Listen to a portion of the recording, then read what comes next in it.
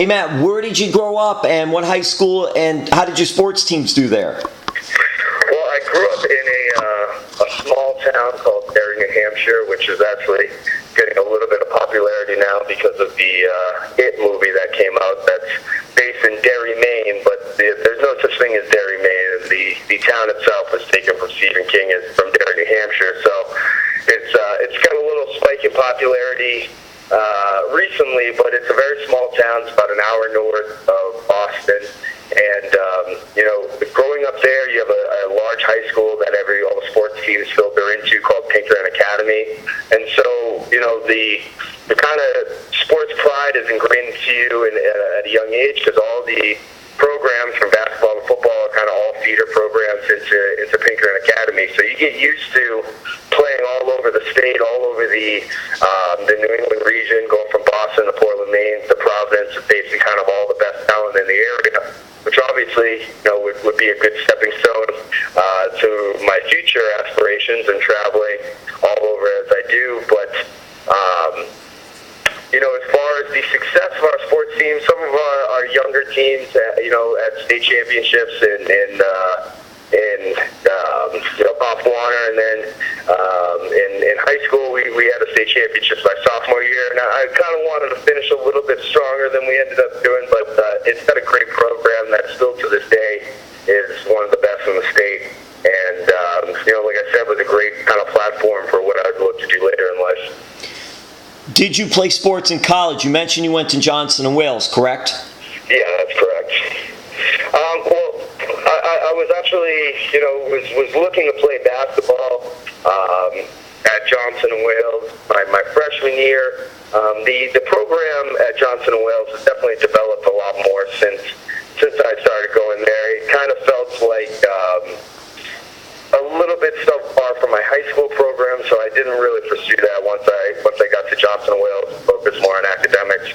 But something that I still constantly do, looking to get in any sort of athletic competition, whether it's men's leagues in Boston, still to this day. You are still playing sports. You mentioned that, and you're active with sports. But was it a difficult process at all when you went to college, and whether you're playing intramurals or with your friends and not playing an actual college competition, was that a difficult process or no?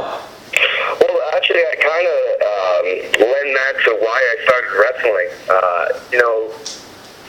Being in school, I joined a fraternity, and there's different intramurals and kind of different ways you can get those competitive juices flowing. Once I graduated college, I was kind of itchy and was driving, all the way back to my hometown from Gillette Stadium, which is about an hour and a half, 2-hour drive, just to play in men's leagues and stuff. And I kind of was just looking for an outlet when a buddy of mine that I grew up with had been wrestling on the local independent scene, and I kind of looked at it as just like an outlet to get this, athletic competitive juices that I kind of had built up, kind of get them out there and do something. And day one of showing up, just to say hi and kind of see what it was all about, I fell in love with it and never looked back.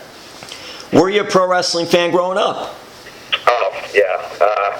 Some of my earliest memories was pro wrestling. Like I can vividly remember seeing guys like the Ultimate Warrior, Macho Man, Hulk Hogan, seeing these larger-than-life characters, and begging my parents to go to the Boston Garden to see these guys or order shirts and stuff. And I can vividly remember having Hulk Hogan T-shirts and wearing my shoelaces with tassels from the Ultimate Warrior. So it was something as a kid, I loved, and continue to be a fan all through growing up. And it's funny because my parents just didn't understand it. They weren't wrestling fans, and they didn't understand the appeal that I had towards it.